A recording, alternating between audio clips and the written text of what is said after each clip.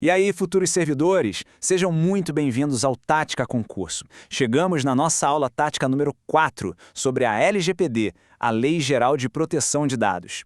E a missão de hoje qual é? É gabaritar. A gente vai dominar os artigos 37 até o 51.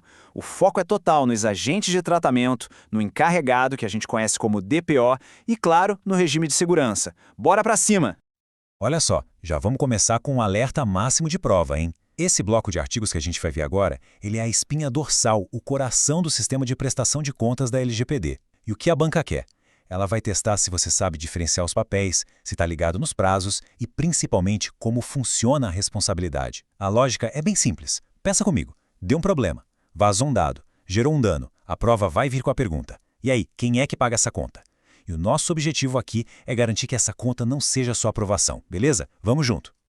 Então, para a gente vencer essa batalha, temos um plano de jogo bem definido, em 5 etapas. Primeiro, vamos mergulhar nos agentes de tratamento, entender esse jogo de xadrez entre o controlador e o operador. Depois, a gente vai falar do DPO, o encarregado, que é tipo a ponte de comunicação. Aí vem o ponto-chave, responsabilidade. Quem paga a conta quando dá ruim? Logo em seguida, vamos ver as regras de segurança e como responder a incidentes. E para fechar com tudo, um resumo tático, o mapa da sua aprovação. Tá pronto? Então vamos começar para valer. Beleza então, abrindo nosso primeiro tópico, agentes de tratamento. Para ficar fácil de entender, pensa nisso aqui como se fosse um jogo de xadrez, tá? Tem 2 jogadores principais e cada um tem um papel muito bem definido, muito estratégico. Entender quem move cada peça é o segredo para não cair em pegadinha de prova. Então, de um lado desse tabuleiro, a gente tem o controlador.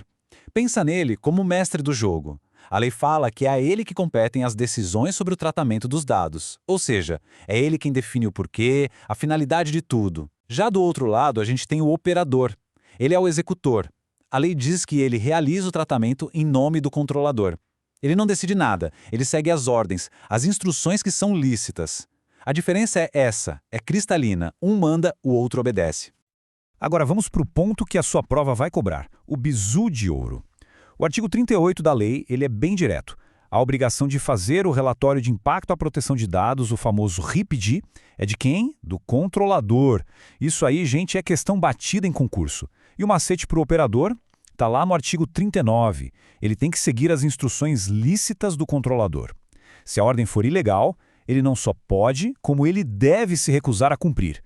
Porque se ele cumprir, ele pode acabar se tornando responsável junto com o controlador.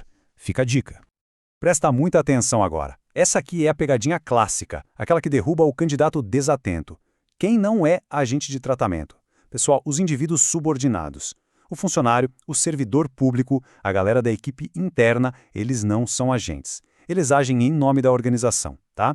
O agente é a pessoa jurídica, é o órgão público. E uma dica de governança que vem lá do artigo 37, tanto o controlador quanto o operador, os dois, precisam manter um registro das operações de tratamento de dados que eles fazem, principalmente quando a base legal for o legítimo interesse. E só para a gente fechar e consolidar essa ideia, vamos dar uma olhada rápida no que a lei diz. O artigo 37, como a gente viu, fala desse dever de manter o registro. O 38 joga a responsabilidade do relatório de impacto no colo do controlador.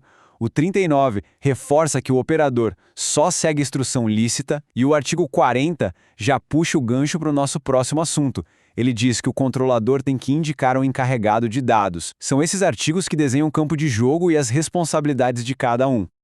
Beleza, vamos então para o nosso segundo tópico para ver como essa história continua. Agora entra em cena uma figura que é super importante, o encarregado pelo tratamento de dados pessoais, ou como todo mundo chama, DPO, que vem do inglês Data Protection Officer.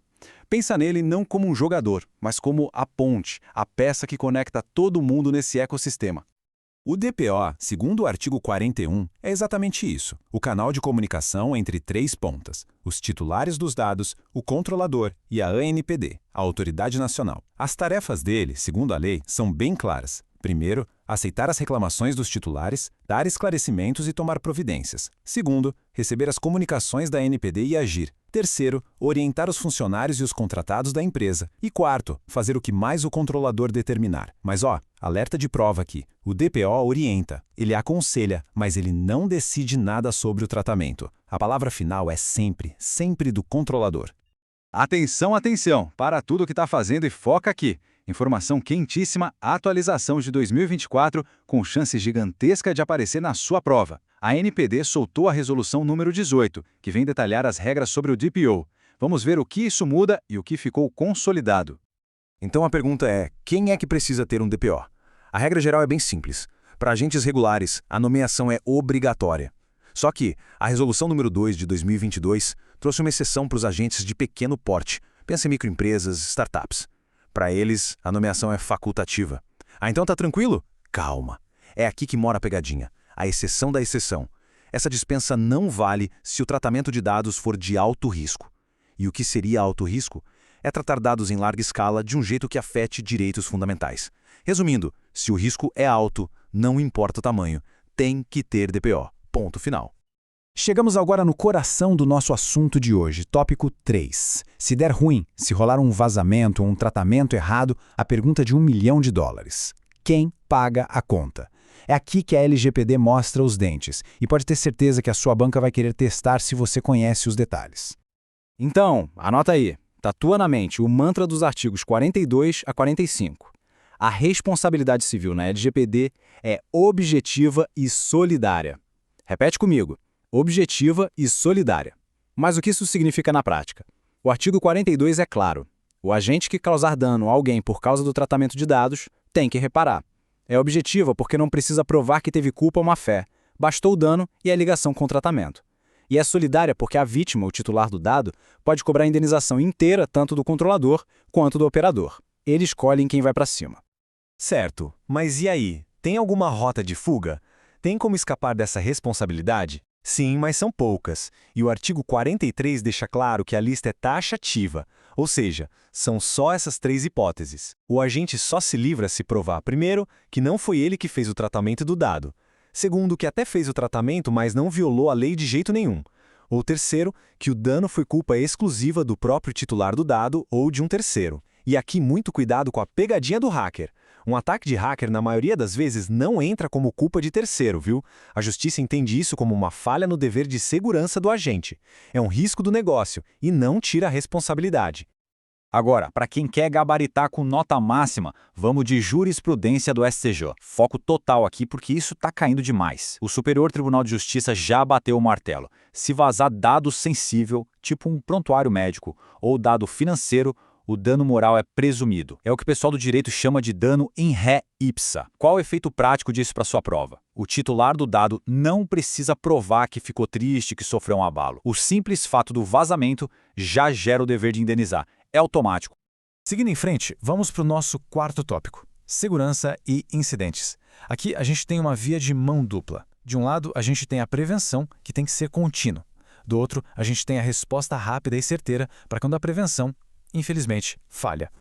O artigo 46 da lei fala sobre o dever de segurança. Ele basicamente diz que os agentes têm que usar medidas de segurança, técnicas e administrativas para proteger os dados. É uma obrigação de todo dia. Já o artigo 48 é sobre o que fazer quando o problema acontece. Se ocorrer um incidente que possa trazer risco ou dano relevante para os titulares, aí a comunicação vira um dever. E quem tem que comunicar? A lei é específica, é o controlador.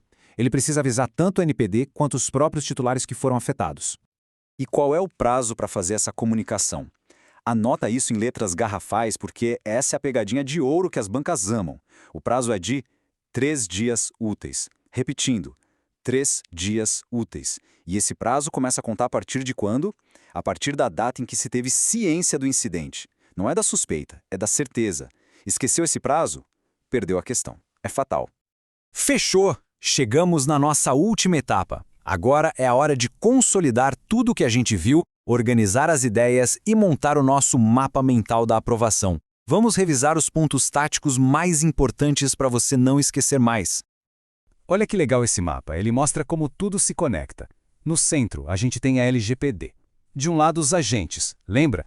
Controlador decide, operador executa. E o lembrete de ouro, funcionário não é agente. Do outro lado, o DPO, a ponte de comunicação que aconselha, mas não manda. Lá embaixo, a responsabilidade, objetiva e solidária, com aquelas 3 excludentes que são taxativas e a regra do dano moral presumido. E para fechar, os incidentes, que precisam ser comunicados em 3 dias úteis se o risco for relevante. Viu só? Tudo faz sentido quando a gente conecta os pontos. E agora, para fechar com chave de ouro, o checklist da vitória. Repasso rápido para fixar de vez. Ponto 1. Agentes. Controlador decide, operador executa. Funcionário nunca é agente. Ponto 2. DPO, artigo 41, é a ponte, assessora, não decide. Pequenos agentes estão dispensados, a não ser que o tratamento seja de alto risco. Terceiro, responsabilidade, artigo 42, objetiva e solidária, e tem que saber de cor as 3 excludentes do artigo 43. Quarto, dano moral, vazou dado sensível ou financeiro, a tendência é o dano moral presumido, segundo a STJ. E quinto, comunicação, artigo 48, o prazo é de 3 dias úteis depois da ciência do incidente, mas só se tiver risco ou dano relevante. Com este checklist, a aprovação está ao seu alcance. E aí, curtiu essa aula tática? Então, já sabe, né? Deixa o seu like, thumb, inscreva-se no canal e ativa o sininho para não perder nenhuma aula. E faz aquele favor, compartilha com aquele amigo ou amiga que também está na batalha dos estudos. Manda este vídeo para essa pessoa agora. Lembre-se, juntos a gente é mais forte. A gente se vê na próxima aula 05. Bons estudos!